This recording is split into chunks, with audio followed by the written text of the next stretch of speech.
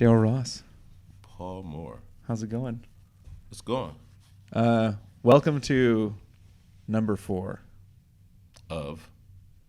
the Darel Ross and Paul Moore show. I thought it was what, State of the Start. It is called State of the Start. Yeah.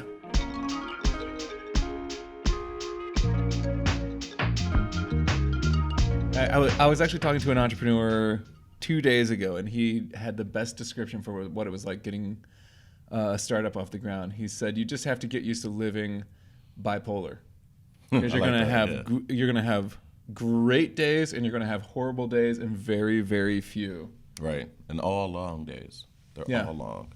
How's So today, But you How's also you also own a restaurant, so I feel like that factors into the long days. Like you're Yeah, I open do. till 11, midnight. yeah. See, that's Yeah, that's a crazy. It's a crazy sector. you gotta like The state of that start. Bananas. What are we talking about today? On State of the Start. Okay. Paul Moore and Darel Ross. So See how it got official? I mean, that's set up now. no, I like that. I thought it was official as soon as we started going, Oh, and wow. also we're drinking water, which we're That's right. supposed to note. It sounds like this. Yeah, in case you hear different sounds, that's us putting water down. Yeah, there's also a plant. That's what that sounds like. Yeah. So It's an inside joke. We're just, yeah. you and I occasionally go on the road, and we're going to Minneapolis, and we're going to talk about We are. shared leadership. This is not something like that's necessarily like shared leadership in a startup, Although it could apply.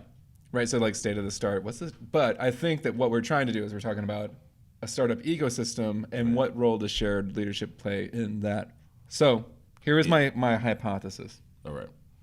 This isn't really a hypothesis. This is just a direction I was going to take. And I think we should, before you get into your hypothesis, get into it. that shared leadership is one of the three things I think we find core to the model, right? So shared leadership with equitable, accessible platforms that offer opportunity for entrepreneurship. And then, of course, you have to add the policy level advocacy, whatever word you're comfortable with. Okay. So of those That three was pieces intense. today, I think we're trying to dive a little deeper into shared leadership. How is that? It's how work, right? I don't know. Are It's those just not like the three things? Have we changed it? That is well. I mean, well, when you say the model, The Start Garden model. This is Yeah. the state of the startup. yeah, in the Get Start it? How Garden we model. played off of Start Garden and Startup. Yeah. Well, this is where I think we got to jump into your favorite thing to say, which I have No, adopted. I'm going back to your hypothesis. Yeah, I was going to start with you cannot case level It can't work. be your hypothesis. It's- That's what I always say. I'm not saying it's my. I was my. You said this is going to be my hypothesis, so I'm waiting for some like new hypothesis. It's a You're going to really- regurgitate myself. I came up with this phrase All right, let's hear it. that you can't case level work your way to systems level change. Brilliant. I like that. Yeah, it was pretty good. Yeah. I'm really good at like stringing really words said- together in a way that's it kind of has like a rhythm to it. It feels like it rhymes. Yeah. It's like I'm you a. did. It's you like I did. was a. That's pretty. So when you Like I when should you do say that, what does freestyle that mean battles. to you? What does that mean? You can't case level work your way to system wide change. When you hear that, what? I mean, it's your hypothesis. So tease that out for me.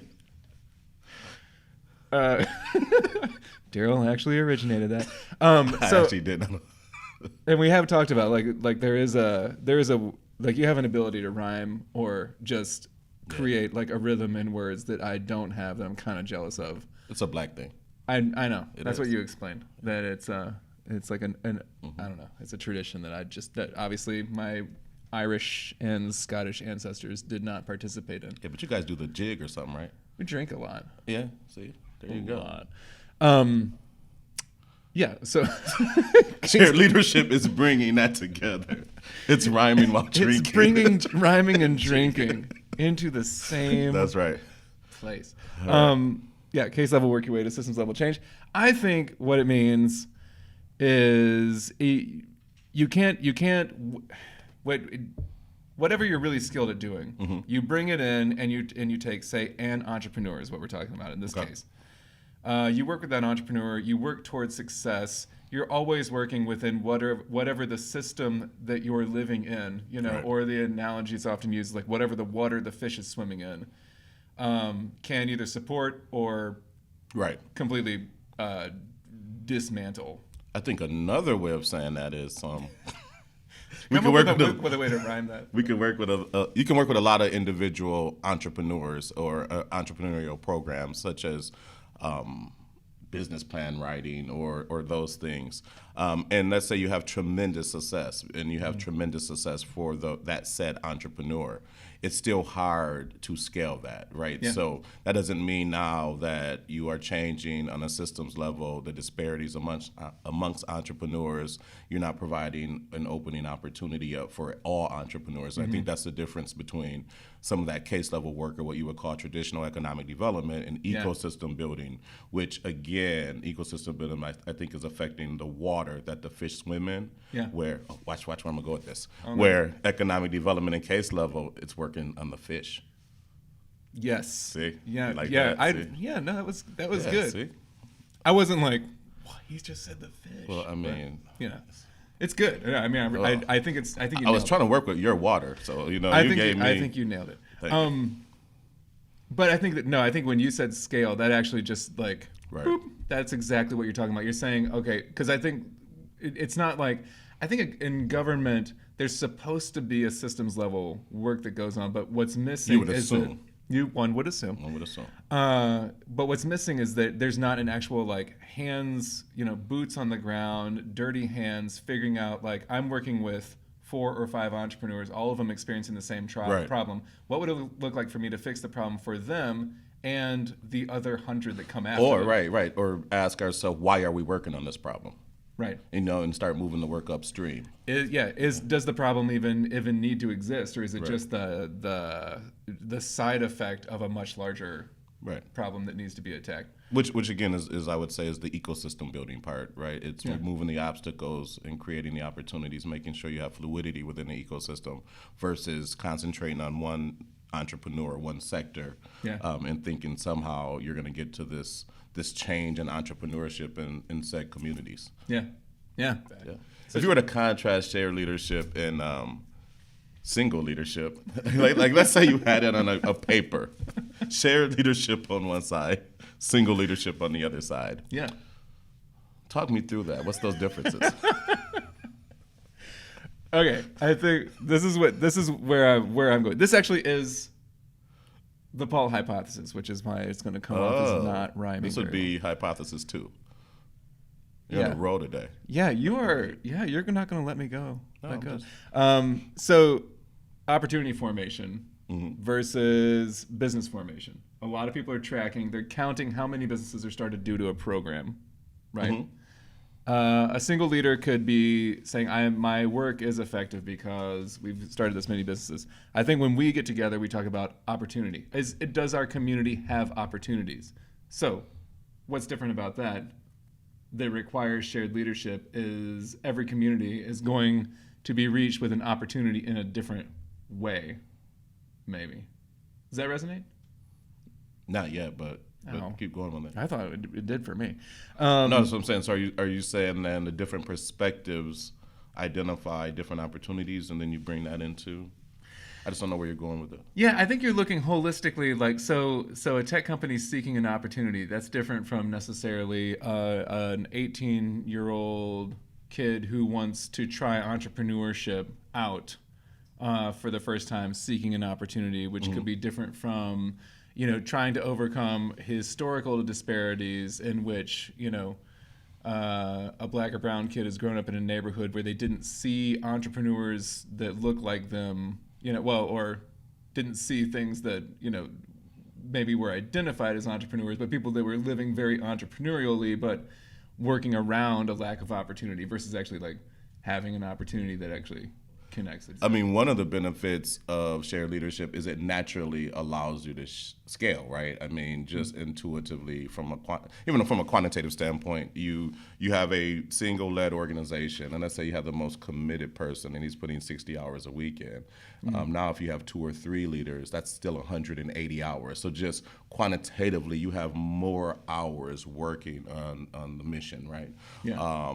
The other is it does take a lot of commitment of time. So again, you're just magnifying that. As you do that, and you add as it increases your engagement with the community and so forth, in those different capacities, you're actually able to scale your work. So it's more than just making your organization great. You actually then have the ability, if we're talking scale, shared leadership gives you ability to I guess, be impactful way outside your organization and immediate community, and you can start working on the policy level and ecosystem level a lot easier, because the work, it takes a lot to do the work, and it takes a lot to understand the work. And shared leadership comes in with, I guess, the understanding and appreciation that there is no one size fits all, and not one perspective can do it all. Right. And I think Star Garden specifically, we have 4. That's been a lot for people to try to get their heads wrapped around. And when I say people, I mean like our board of directors. Frequently somebody says, like, well, how do you guys make a decision? Assuming that somehow there's this gridlock, that shared leadership, though, is messy. Let's be honest. Yeah. So if you like working in white space, literally, 9 to 5, you want to-do list. Yeah. You want to be fed, and you don't seek. Yeah. Shared leadership is messy, and I think a lot of organizations don't like mess, right? So I think, but messy sounds like risky. It sounds like inefficient. It sounds like it creates disorder and chaos. I think that my experience, and this is right now we're 2 white guys, right? You, Darel, the black guy, Jorge Gonzalez, the Hispanic. We don't have a female. You just said right now we're 2 white guys. I'm waiting for you to say something after that, but go ahead. Not you and I. I know. I'm sorry. Okay, you're right. I got to explain that in a way that actually makes sense if someone doesn't know. Yeah. So like our model is we have 4 directors, right? There's me, there's Mike Morin, there's you, there's Jorge Gonzalez. Intentionally, it was people that were working in economic development, that were leaders in the community, getting together. We are lacking a female in this shared leadership, which I think is, we all recognize as a deficit and something that we've got on our minds as far as how can we bring that in. But it is have a whole basketball team. I know. Well, and that's sort of like the blank space that we move into is at what point. Because you went from an organization where it was 2 to now it's an organization where it's 4. Our board of directors is like, how do you guys do this with 4? They've actually been pretty open-minded and have come a long way as far as being patient with us as we start to explain how the dynamic works. Or trusting us as they don't understand it, right? Yeah. And I would still go back to messy. I think we try to run from that, but I would say the problems we're solving is messy. We're solving, a historical marginalization that provided entrepreneurial opportunities for people at a disparate pace, right? We're working on building entrepreneurship in communities where English may not be the first language, right? So maybe messy, discomfort, whatever. I think we have to get out of this box where we can put this nice bow and these nice definitions on it. Mm-hmm. It is messy. It is mimicking community work, entrepreneurial work, ecosystem work, takes in a lot of different perspectives, a lot of different histories. You have to understand those in order to be impactful amongst the different subsegments. So you have to bring that in house, right? We can't be effective in Black and brown communities if we don't have Black and brown people. I mean, it's kind of common sense, but it seems to be innovative now in America. But well, and I was actually even thinking the other day, it's like because we also get asked a lot, like, well, where did you get the idea from, or where else is this at? Because everybody sort of thinks like this must be happening someplace that I haven't heard about, and I didn't read an article about it in Fast Company or something. Right. So where did this model come from? And I was thinking the other day, I was like, well, actually, I think there's a judicial branch, a legislative branch, and an executive branch. So you could say it comes from the Constitution. Right. And organizationally, you see it a lot in healthcare systems. Yeah. It's usually more black and white, not literally, but where you have the manager versus the clinician or the doctor. Yeah. So shared leadership structures, aren't necessarily new. I think using them in an effective way to have impact across and provide opportunities for everybody may be different. Well, and I think that a lot of the business structure comes from this is an actual hypothesis. Okay, 3. But a lot of business management is birthed right around the time of the Great World Wars, right at the early part of the last century, where you have an entire generation of men who were the workforce, right, because it was typical for the women to stay home. Like they came back from a structure of you have one person at the top, they issue a command, the command filters down, which is a great structure if you want to do something extremely fast, if you want to be super efficient, and if you want no questions asked. You have to just deliver a result. That's an efficient structure for that context, but for I think when we say case level for a very specific target audience, for a very specific I mean it's if you were running for instance running a restaurant, right? Somebody's got to be able to tell everybody like we're doing this right now, mobilize and go do it, because we have to react before all these customers stand up and walk out. But at that sort of systems level, or where we would think things like government play, it has a lot more. You need to slow down, take that 360 perspective, figure out how this thing should work and how it would best work for everybody, so that when it's actually put into place, it's not a disaster, right? Or it's opening up the funnel, like our sort of we talked on a different podcast about our 100 program, where it's 100 aspiring entrepreneurs getting launched each year, 10 get another $20,000 to keep going. Crafting that thing took us about a year, and it was a very hands-on sport, having all these different perspectives for how would it roll out. The results were phenomenal, but we couldn't just. It wasn't one person just coming up with that idea and launching it. Well, and you said something about efficiency, and I guess the old hierarchy of leadership being measured as a more efficient model, or seen as a more efficient model. I would say shared leadership, the efficiency is measured on the backside, on the impact, right? So this is why you actually have impact. So if you're actually measuring it against providing opportunity for everybody and all entrepreneurs, in all capital letters, all entrepreneurs having the same opportunity to be successful, you're going to be way more efficient with different perspectives and all hands on deck and shared leadership. So again, it just depends on where you're measuring the efficiency, which is, to your point, the conversation we have with our board and the wider community and so forth, because it's like, okay, you have a lot of money being spent on payroll. It seems messy. We don't understand this. It's messy. But it's a lot of money when you're looking at the structure at the top level. It's actually probably less or a wash when you start to look at the staff level, because you don't need as much support staff to do what we're all player coaches. And then you look at the results of 100 ideas and so forth, where you said in 6 to 12 months we put our heads together, came out with a accessible, equitable opportunity platform that works. We don't have to rework it. We don't have to go back and now say, you know what, those blacks were unrepresented. Let's go have this subcommittee. We need to add some Latinos to the subcommittee, and we should meet for 6 months, so when you are purposeful and intentful up front with shared leadership and shared perspectives, it is way more efficient on the back end as far as combating some of those things. If you really want to do that, and you really want to put policy and measurement in front of your rhetoric, right? So why wouldn't it have been as effective, throwing out some examples, for us to just create a diversity and inclusion committee, A, or B, for us to just have more diverse voices on our board of directors, but not actually have in the organization at the leadership level the 4 different. Like if it was one leader, because this I think happens frequently. You get the one leader, and either underneath the leader they do the committee, and then above the leader they try to do diversity at the board level, but you still got that one filter right there in the middle. Yeah, I mean, boards aren't designed to do the work, so we definitely need board diversity, but I would say it's for other purposes.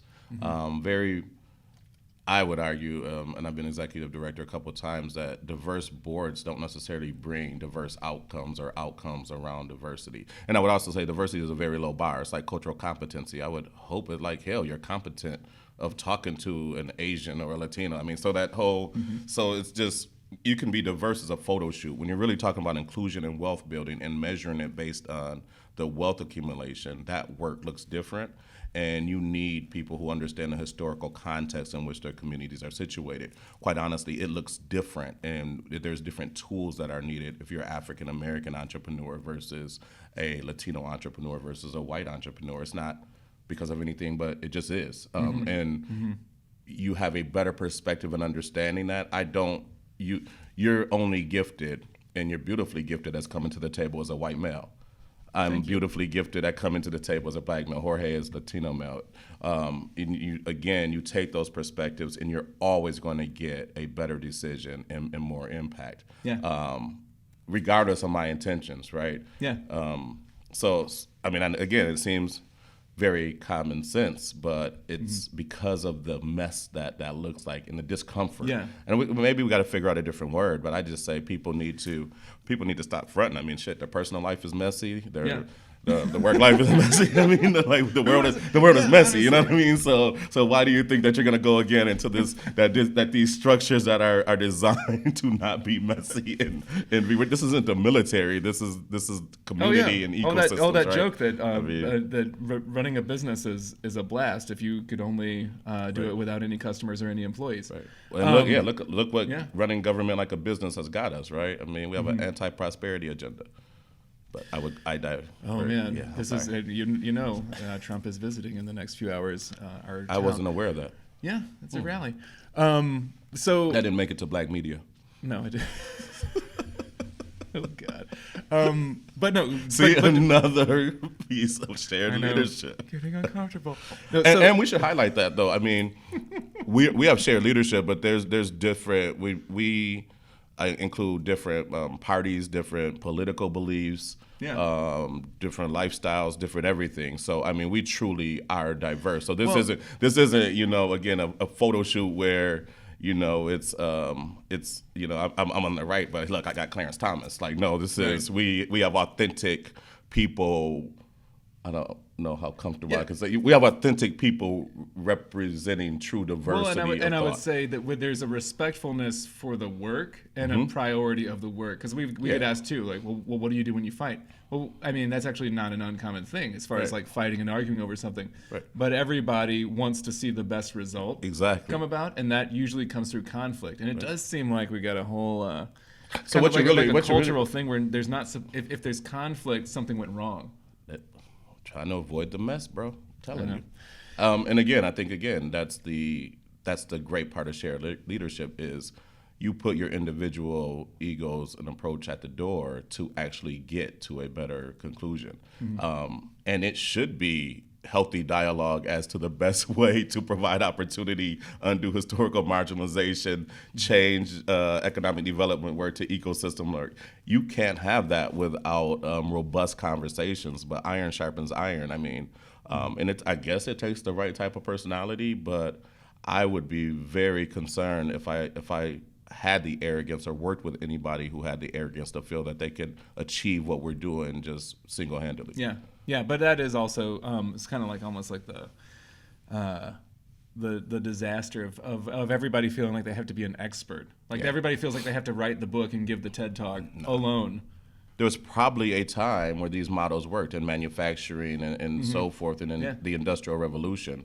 But in the stage we're at now with technology and the blending of markets and so forth, again, you need a new approach. I mean, the market is now messy. You don't have just a tech company or a retail company. You're doing retail on tech platforms. Right. So as these markets merge and as this stuff, I got to get a new word. Well, I mean, we keep calling it the and economy. Yeah. Like it's not public or private. It's both public and private. It's not a small business or a scalable startup. It can be both a small business and a scalable startup. Right. It's not about a neighborhood or a tech startup community. It's about the neighborhood and the tech startup community. Yeah. It's about the and. Nice. In fact, that wasn't. I didn't come up with that. That's your fourth hypothesis. That's my fourth hypothesis that I will claim. There we go. Today. Yeah. How do you like this plant? I don't know. I wonder if it looks real on TV. Please write in and let us know if this plant looks real on YouTube. Wait, yeah, that's where we should sign off. If there's a question, you're getting a phone call there, so we should definitely sign off. Email hello@startgarden.com. Listen to us. Stay at the start. We're now on Twitter, Spotify. If you're at interested in the Spotify. Paul Moore, Twitter at Darel Ross. Yeah, I'm pretty terrible at the social media. I might be worse at social media than I am at email. I hope not. That would be a travesty. But we are very. What were you were referring to gifts that I brought to the table just a moment ago? Yeah, you're a phenomenal gift in your own right. Thank you. Thank you. See, you don't have to connect email to giftedness. That's true. Sometimes I'm super responsive, but I have to be sitting there. Anyway. Yeah, what Murphy tells you. Yes. Thank you, Murphy. But anyway, that's our what? That's State of the Start. Episode 4.